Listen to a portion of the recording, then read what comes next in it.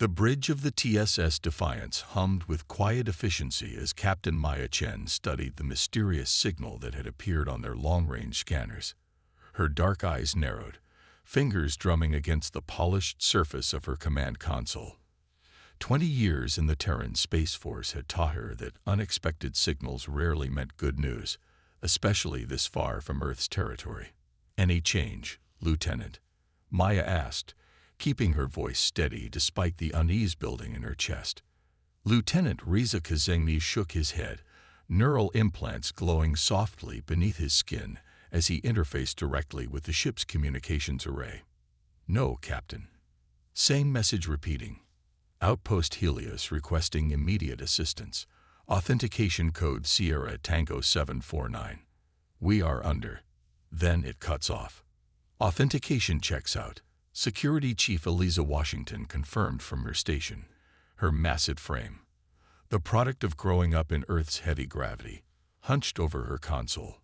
"It's from Helios, all right, but the outpost has been silent for 3 months. We all thought it was destroyed in the meteor shower."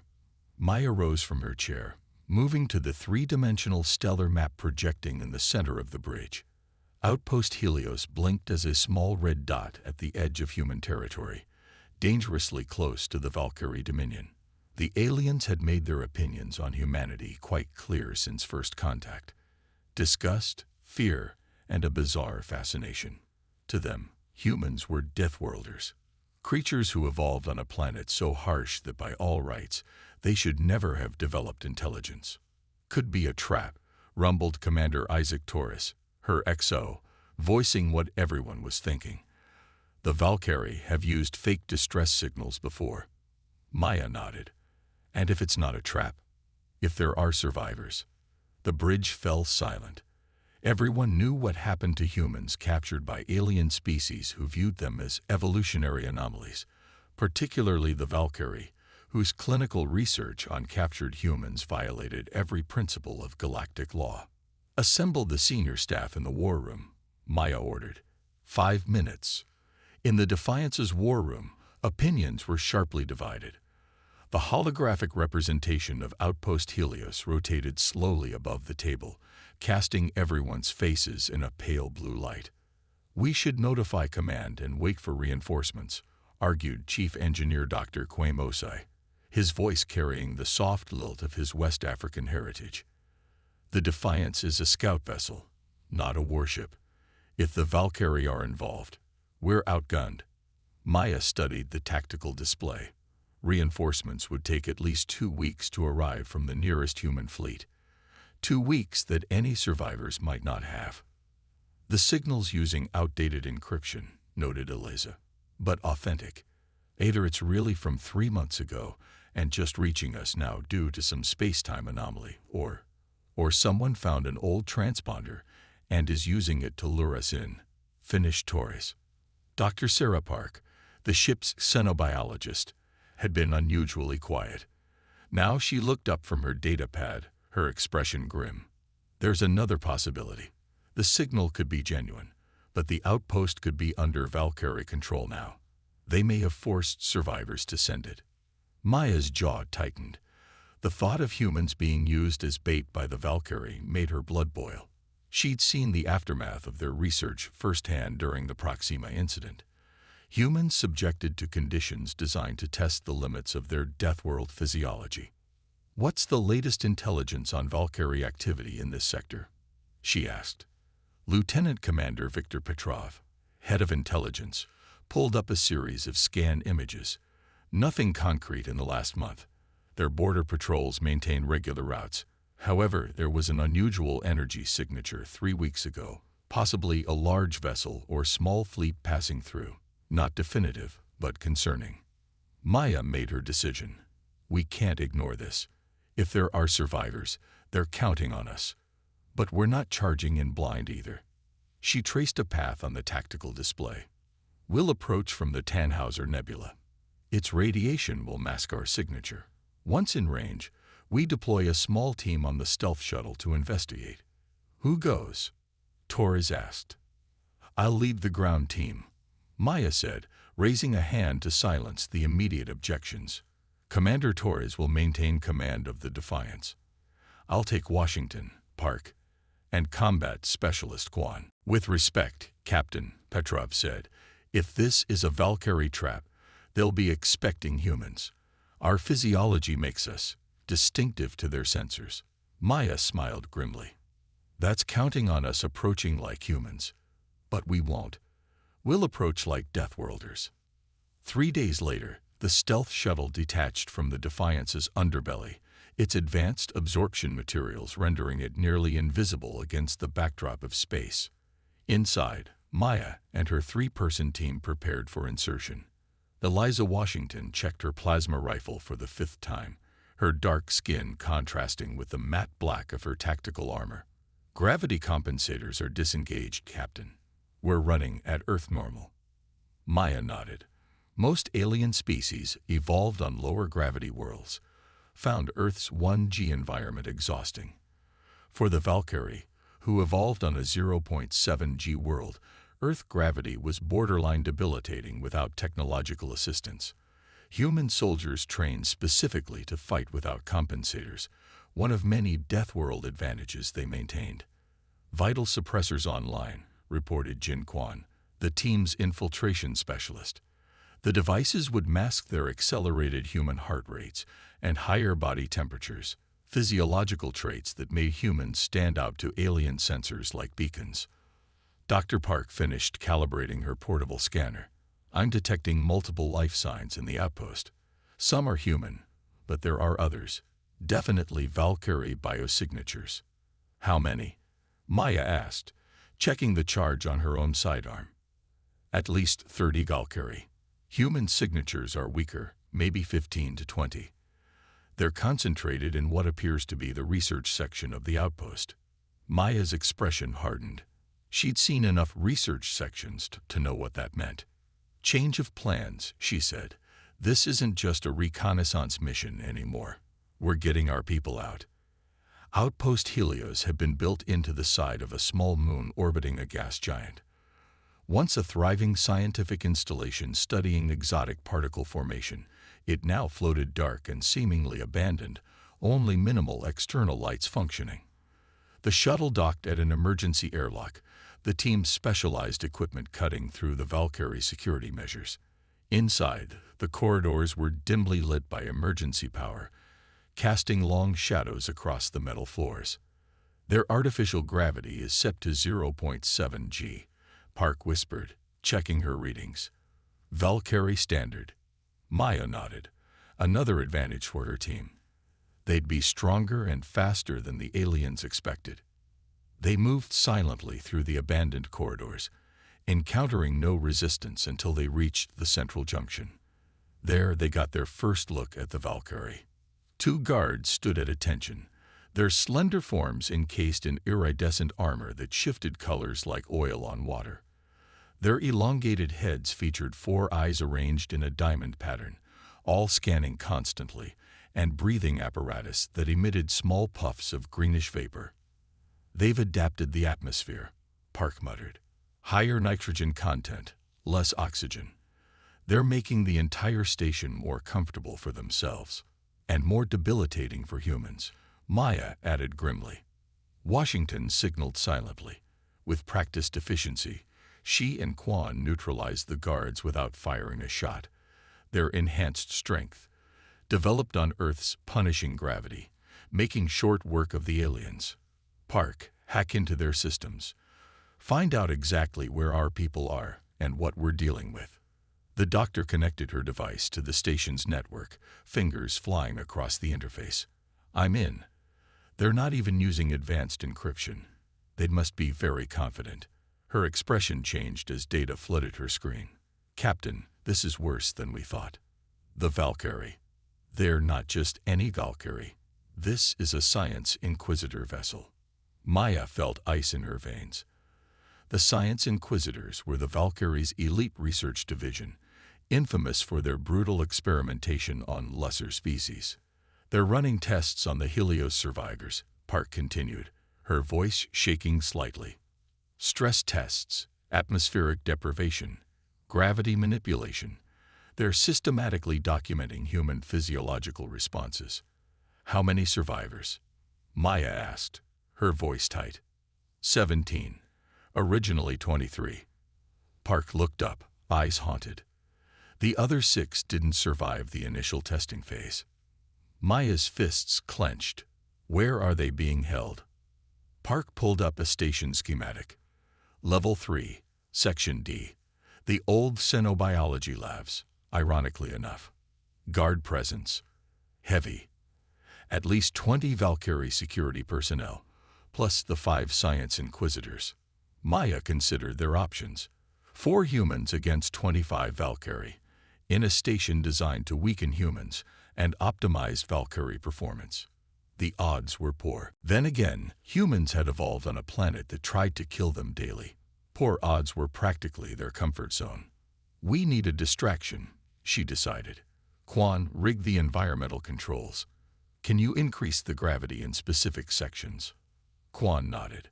If I can reach the environmental control room, yes. Good.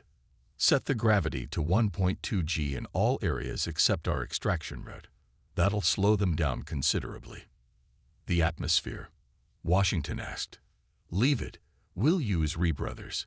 If we switch to Earth normal suddenly, our people might be too oxygen deprived to move quickly. Park was still scrolling through the station's data. Suddenly, she froze. Captain, there's more. The Valkyrie, they're not just conducting experiments. They're preparing for something bigger. She turned the screen so Maya could see.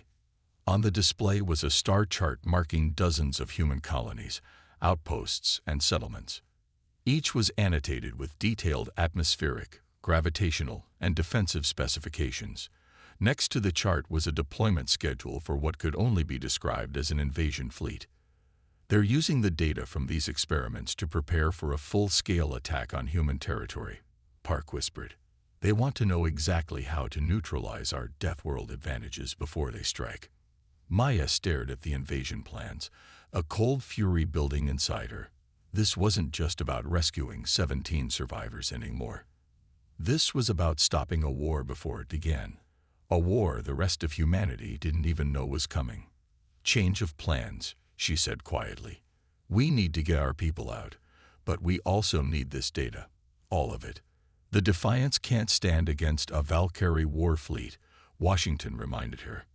Maya's lips curved into a grim smile. The Defiance won't have to. Not alone, anyway. She tapped her secure communicator. Because now we know exactly what signal to send. As the team moved deeper into the station, Maya composed a message in her mind. A message that would travel along hidden human military channels. A message that would awaken the full might of humanity's fleet. The Valkyrie thought they understood humans because they'd studied them in captivity. They were about to learn the difference between observing Deathworlders in a cage and facing them in battle. The signal had been sent. Humanity's deadliest fleet was coming. Maya's team moved through the station like ghosts, exploiting every shadow and service corridor. Jin Quan had successfully reached the environmental controls, implementing their gravity trap with ruthless efficiency. Throughout most of the station, the artificial gravity now punished the Valkyrie with Earth-normal gravity, a crushing weight their slender bodies weren't designed to endure. Status on the prisoners. Maya whispered into her comm as they approached Section D. Life signs stable but weak, Dr. Park replied, her eyes fixed on her scanner. They've been subjected to systematic stress testing. Malnutrition, sleep deprivation, varying atmospheric conditions. We'll get them medical attention soon enough. Maya cut in, pushing down her anger. Now wasn't the time for emotion. Washington, what's our opposition look like? Chief Washington peered around the corner with a fiber optic scope. 4 guards at the main entrance. They're struggling with the increased gravity, moving slow, using the walls for support. Maya nodded. Perfect. Quan, ready with the atmospheric disruption. Ready, Captain, came the reply through her earpiece. On your mark. Maya took a deep breath through her rebreather. Execute. Seconds later, alarms blared throughout the section, as oxygen levels plummeted by 30%. The Valkyrie guards, already struggling with the increased gravity, reached for their breathing apparatus in panic. The moment's distraction was all Maya's team needed. They struck from multiple angles, Washington and Maya from the main corridor, Quan from a maintenance shaft above. 3 guards went down before they could even raise their weapons. The 4th managed to trigger his communicator before Washington's stun baton connected with his thorax, dropping him to the floor. "Move," Maya ordered. "They know we're here now." Inside the laboratory, the scene that greeted them sent ice through Maya's veins. 17 humans were confined in transparent cells, each environment carefully controlled to test different conditions. Some cells simulated high pressure, others extreme heat or cold.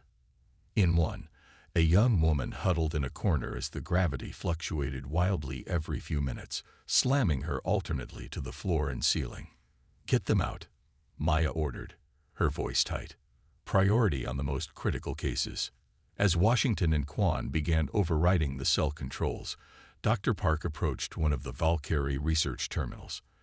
"I need 2 minutes to download their research data and sabotage their systems." "You've got 1, Maya replied, moving to help a middle-aged man who collapsed the moment his cell opened. His face was gaunt, body showing signs of prolonged exposure to higher-than-Earth gravity. "Captain Chen," he wheezed, recognizing her uniform. "Outpost, Administrator Davis. We thought everyone forgot about us." "Never," Maya said firmly, supporting his weight.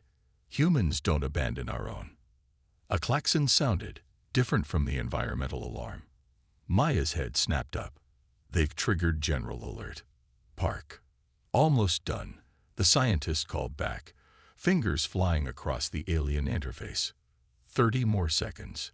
The first survivors were already being helped toward the exit, but many were too weak to move quickly. Maya made a rapid decision. "Washington, get these people to the shuttle. Quan, cover their retreat. Park and I will finish here and follow." Washington looked like she wanted to argue but knew better. "You've got 10 minutes, Captain. Then the shuttle launches, with or without you." "Understood." As Washington led the survivors out, Maya turned to one of the laboratory's weapons lockers, breaking it open with a swift strike. Inside, she found what she'd suspected, the personal weapons confiscated from the Helios crew. She grabbed 2 pulse rifles and tossed one to Quan. "Bottleneck them at Junction 7, she ordered.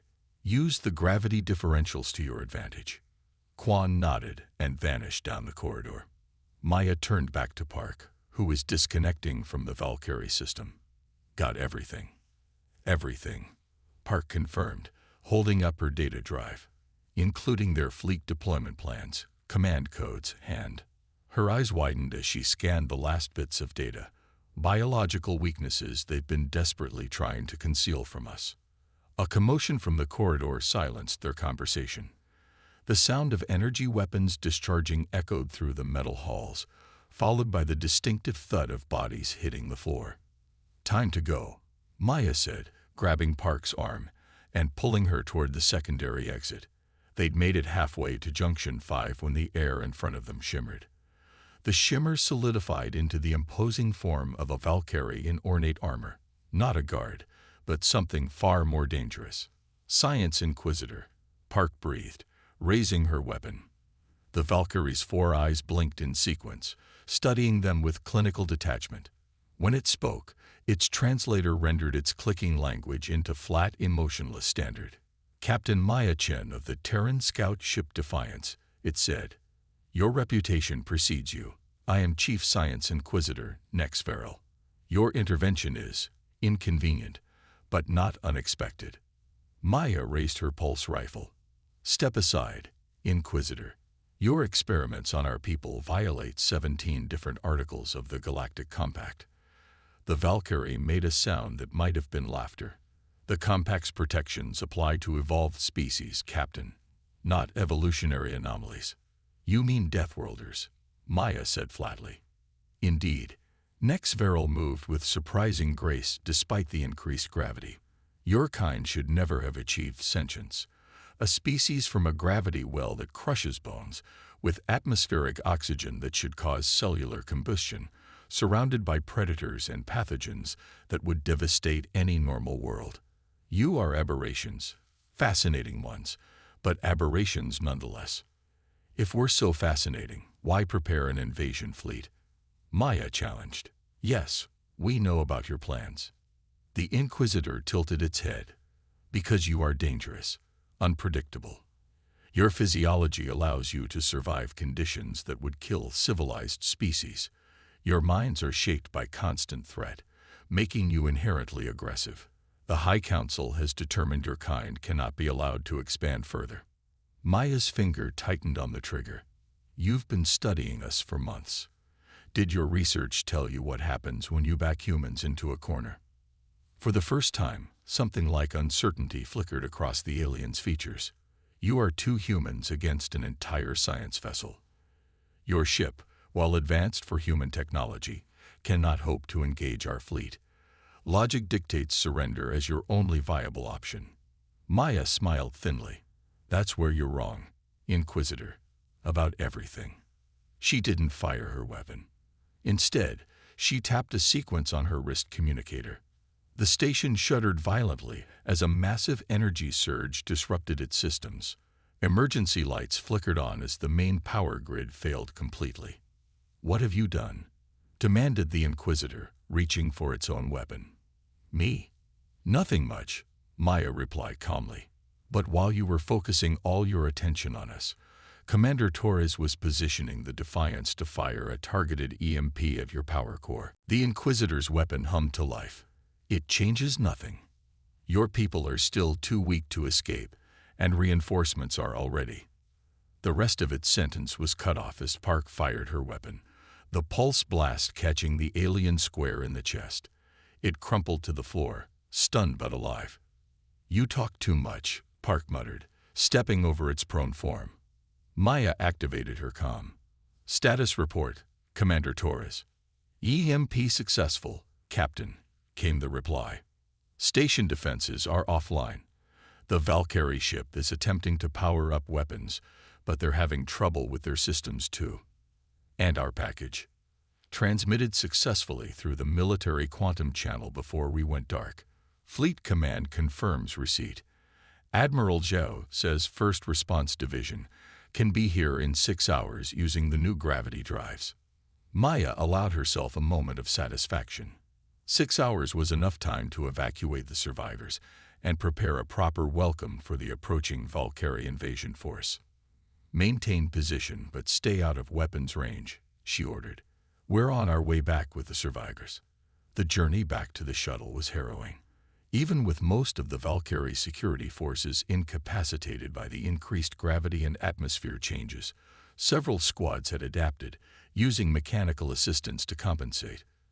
Twice they were forced to detour through maintenance shafts, Park leading them through the station's labyrinthine inner workings. When they finally reached the docking bay, Washington had the shuttle prepped and ready, survivors already secured inside. Everyone accounted for? Maya asked as she sealed the airlock behind them. Washington nodded. 17 survivors, all in stable condition. Dr. Patel is treating the worst cases now. Let's get out of here before the Valkyrie recover enough to lock down the bay. The shuttle detached from Outpost Helios without incident, slipping back into the concealing radiation field of the Tannhauser Nebula where the Defiance waited. As they approached the scout ship, Maya stared out the viewport at the Valkyrie science vessel hovering near the station, a predator momentarily confused, but still dangerous. Once aboard the Defiance, Maya headed straight for the bridge, leaving the survivors in the capable hands of the medical team. Status, she demanded as she took her chair. The Valkyrie vessel has restored partial power, Torres reported. They've dispatched a message drone, presumably to call for reinforcements. Let it go, Maya ordered, surprising her XO. We want them to call for help. Captain. Torres looked confused. Maya smiled grimly. Dr. Park, please share your findings with the command staff. Park connected her data drive to the main tactical display. Instantly, the bridge was illuminated by holographic projections of the Valkyrie fleet deployment plans. 27 invasion vectors targeting human colonies, each meticulously planned to exploit what the Valkyrie believed were human weaknesses. "They've been planning this for years," Park explained. "The experiments at Helios were just the final calibration phase. They intended to launch their first strike in 3 weeks, beginning with our outer colonies where reinforcements would take longest to arrive. Now we know their plans," Maya said, addressing her stunned crew. "And thanks to Dr. Park's complete download of their research, we know exactly how they intend to fight us." "We should retreat," Osai argued. "Warn the colonies, get the fleet to fortify our positions." Maya shook her head. "No. That's exactly what they'd expect. Humans playing defense, spreading our forces thin trying to protect every colony. Instead, we're going to do what Deathworlders do best. We're going to hunt." She nodded to Petrov, who brought up a new tactical display showing the position of humanity's first response division. 12 warships and their support vessels, all equipped with the experimental gravity drives that made them the fastest combat ships in known space. In 5 hours, Admiral Zhao's battle group will emerge from FTL at these coordinates, Maya said, highlighting a position behind the gas giant, hidden from Valkyrie sensors. When the Valkyrie reinforcements arrive, expecting to find a single disabled human scout ship, they'll instead face the full fury of human Naval Strike Group Alpha. "And the science vessel?" Washington asked.